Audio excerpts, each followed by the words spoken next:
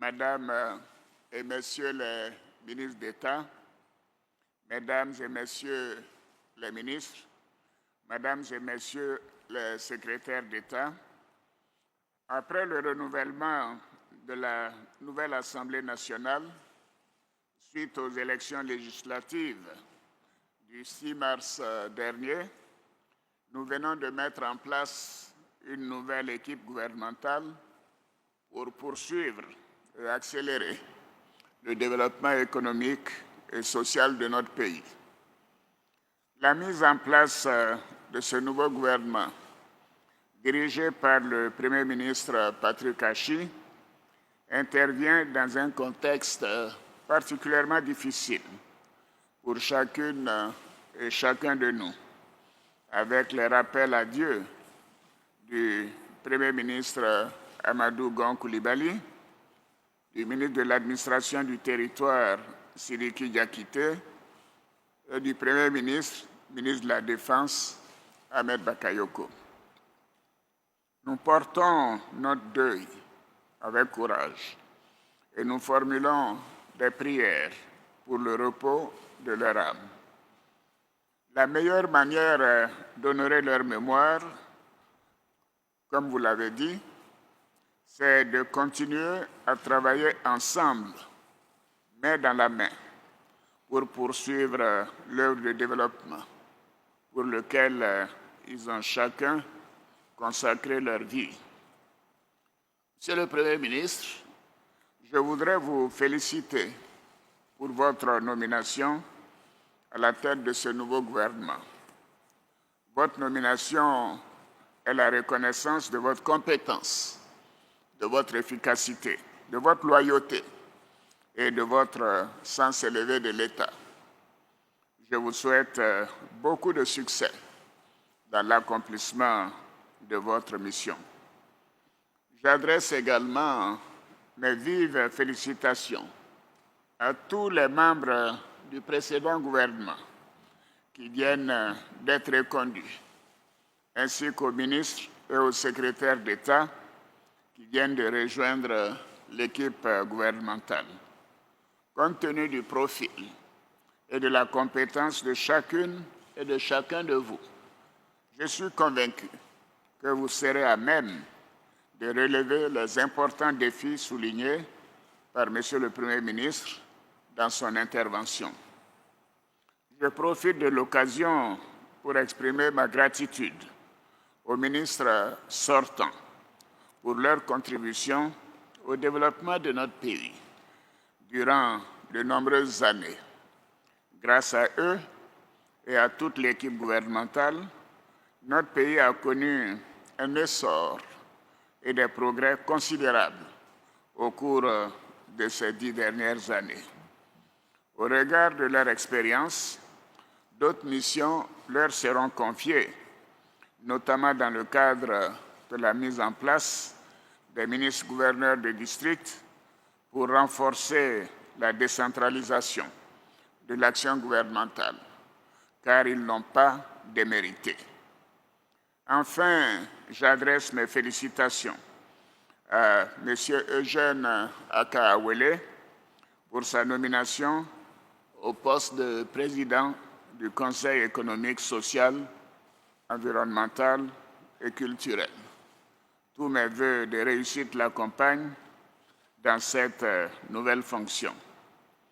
Monsieur le Premier ministre, Mesdames et Messieurs les membres du gouvernement, grâce à la solidité des fondamentaux de notre économie, aux actions et aux choix judicieux du gouvernement, ainsi qu'aux efforts de tous nos compatriotes, nous avons réussi à relever les nombreux défis auxquels nous avons dû faire face, notamment avec la pandémie de la COVID-19.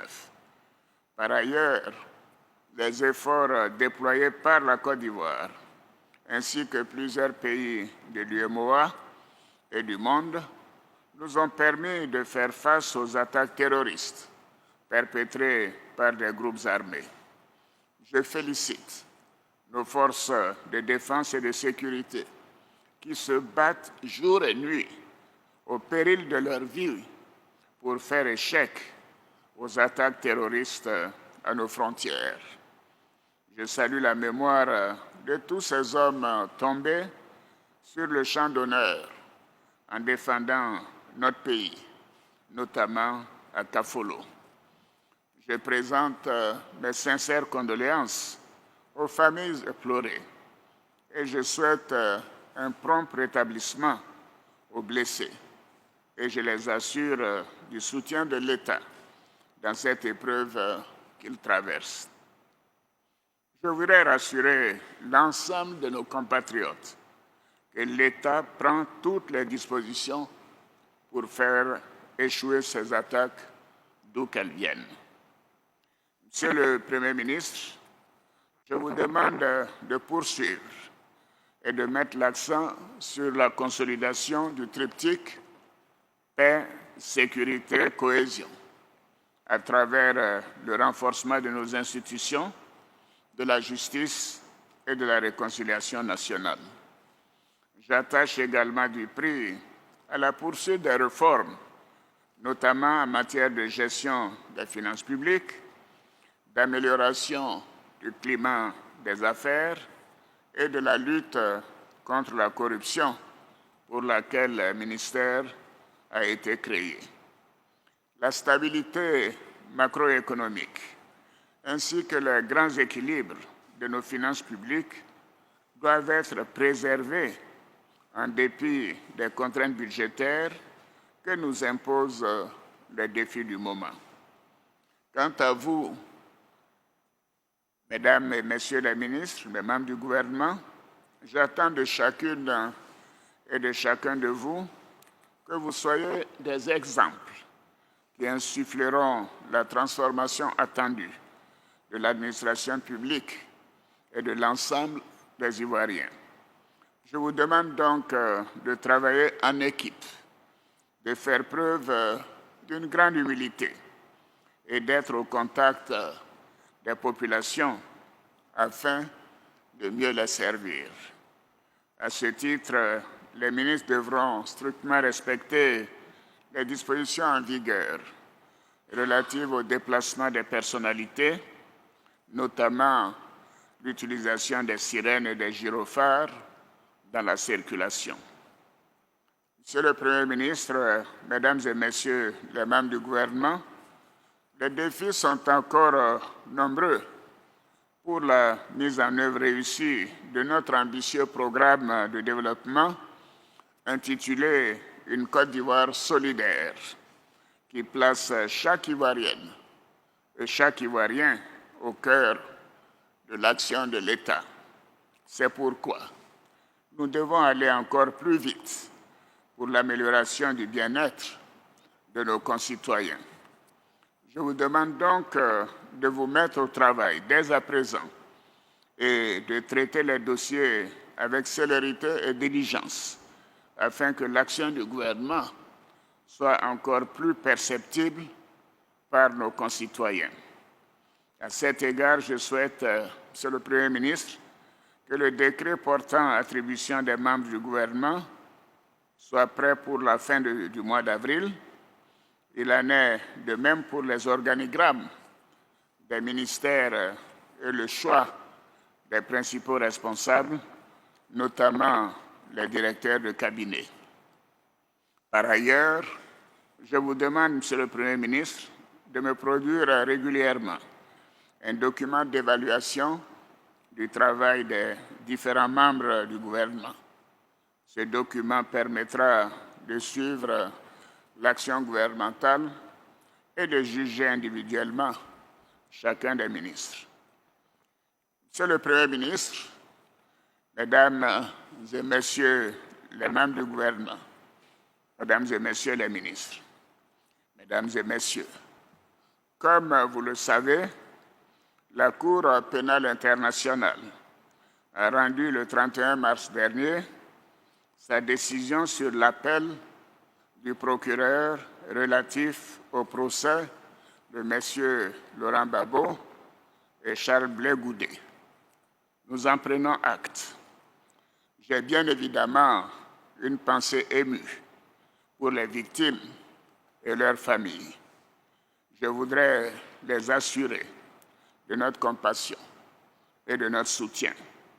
Le gouvernement continuera de leur apporter assistance. Quant à M. Laurent Gbagbo et Blé Goudé, ils sont libres de rentrer en Côte d'Ivoire quand ils le souhaitent. Les frais de voyage de M. Laurent Gbagbo ainsi que ceux des membres de sa famille seront pris en charge par l'État de Côte d'Ivoire. Des dispositions seront également prises pour que M. Laurent Gbagbo bénéficie, conformément au texte en vigueur, des avantages et indemnités dus aux anciens présidents de la République de Côte d'Ivoire. Monsieur le Premier ministre, Mesdames et Messieurs les membres du gouvernement, Mesdames et Messieurs les ministres, Mesdames et Messieurs, pour terminer, je voudrais vous réitérer mes félicitations, mes sincères félicitations à chacune et à chacun de vous. Je vous demande de vous mettre au travail dès à présent pour poursuivre la dynamique de développement de notre beau pays qui nous a rendus si fiers. Et je sais que nous continuerons de faire encore plus et plus vite. Je vous remercie. Vive la Côte d'Ivoire. Merci beaucoup.